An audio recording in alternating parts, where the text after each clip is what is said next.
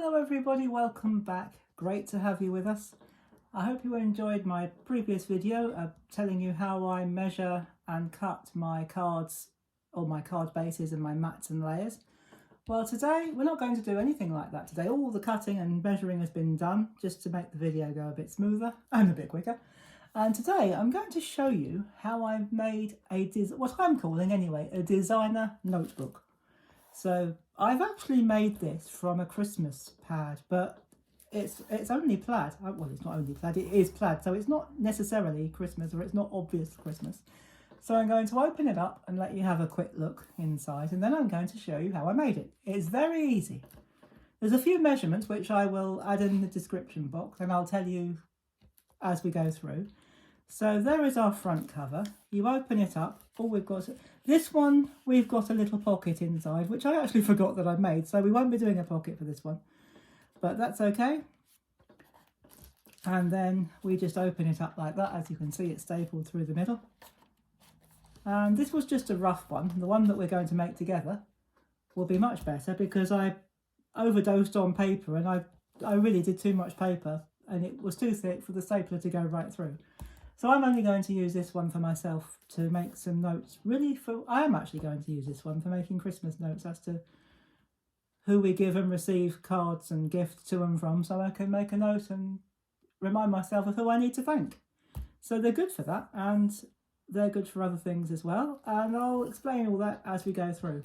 So I'm going to put away my sample one, and I'm going to bring in my board. Now, I have used mount board, but you can use chipboard if you've got chipboard. Where I live, it's quite difficult to get hold of chipboard. But if you can't get mount board or chipboard, use cereal boxes. Stack about 3 or 4 together and glue them or tape them together, and you will be fine.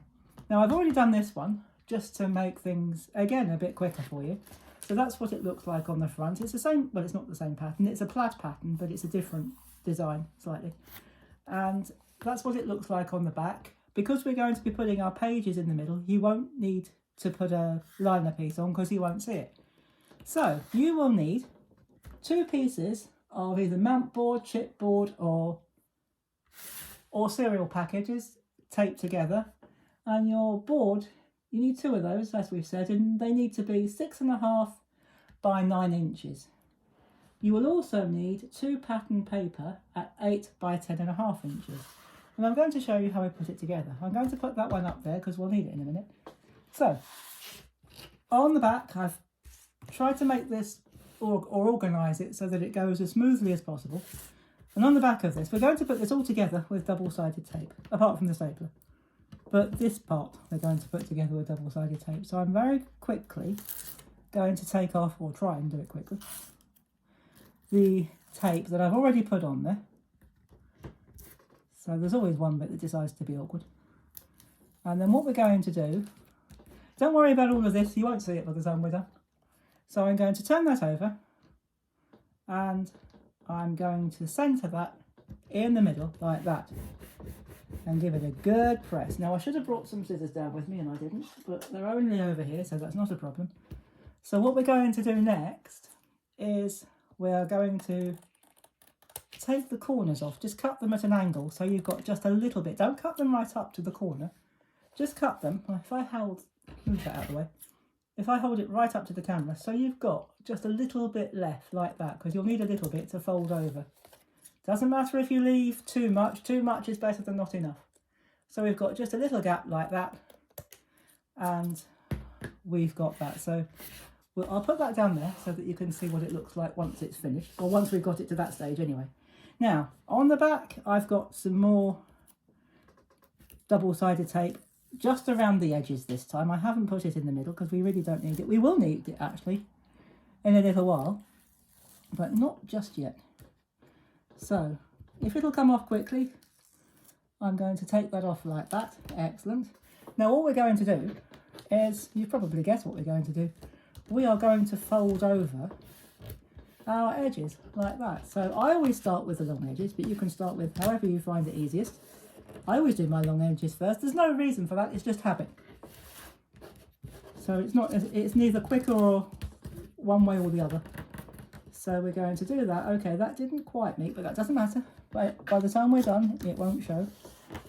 So then you will have two pieces that look like that. Now I'm just going to get rid of these bits of scrap. And on the front and the back, that is the front and the back, they look exactly the same, so it doesn't matter which is which at this stage.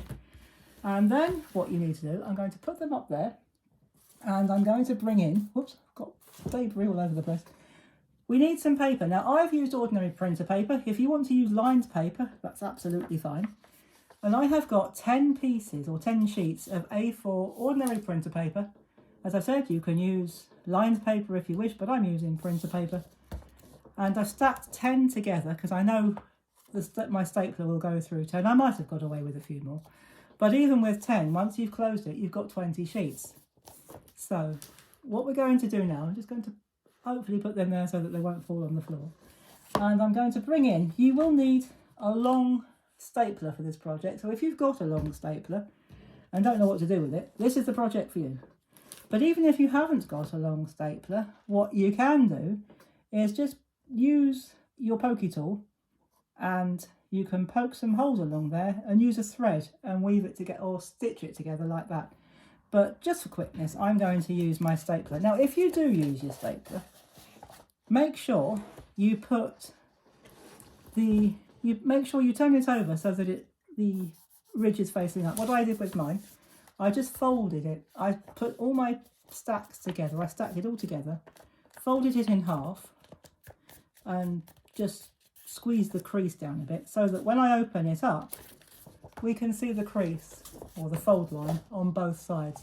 In fact, it's easier to see it on the back, so we're going to just slide the stapler in there like that. Now this is going to be very difficult for me to line it up because I can't see the crease. So hopefully the staple's in the right place, and we're just going to push like that. Oh, it is in the right place, excellent. So we're going to put one there, one at the bottom, and that goes through very nicely indeed, absolutely fine, and one in the middle. There's always one, so you will have to give it a bit of a press. So there we go, there are our pages nice and securely put together, and on the inside, as you do on most others that pay books that are assembled in this way, you will see the clips, the underside of the staple on the centre pages. And so when you fold it over like that, you get a nice neat book. Now what we're going to do now is, now I'm trying to work out which would be the best way around it. We are going to need our, actually, do you know what, we might be able to do this a bit quicker. If I can quickly, I can, but whether I've got enough is another matter. I'm going to use my red runner tape for this, but I'm not sure if there's enough.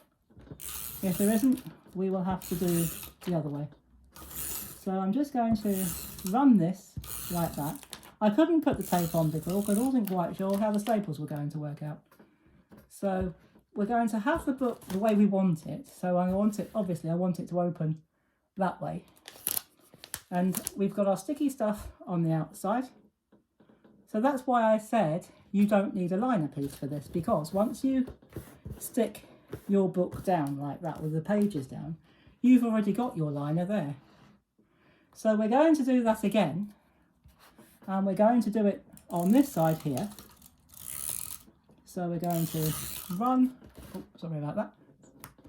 I thought I slightly slipped out of screen, out of shot. I hope I didn't.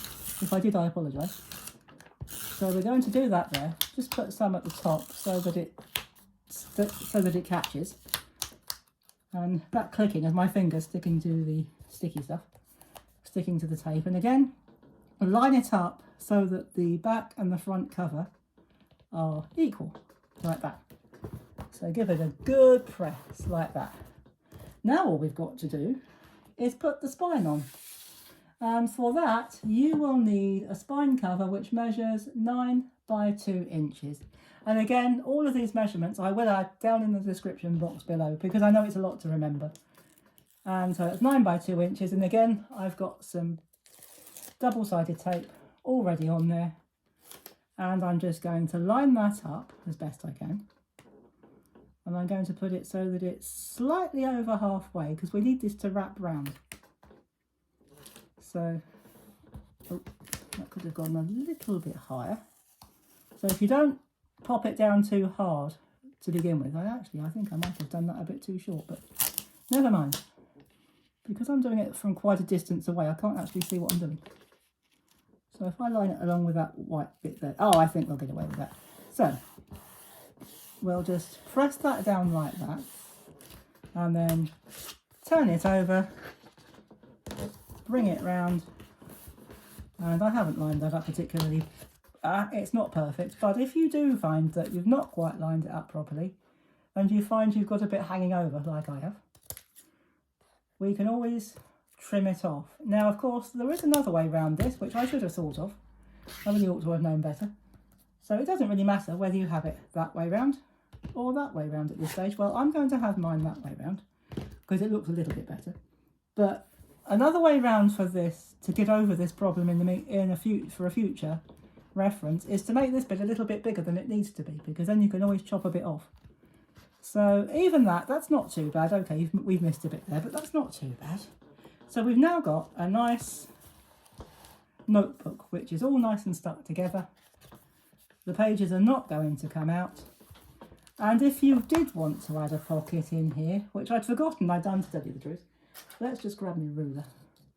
You will need a piece that measures, I would say, depends how big you want it really. I'd say 5, well, if I'd say 5 by 4, make it 5 by 4, use a double-sided pattern paper piece of, 5 by 4 inches, use a double-sided so that it's got a different pattern on both sides.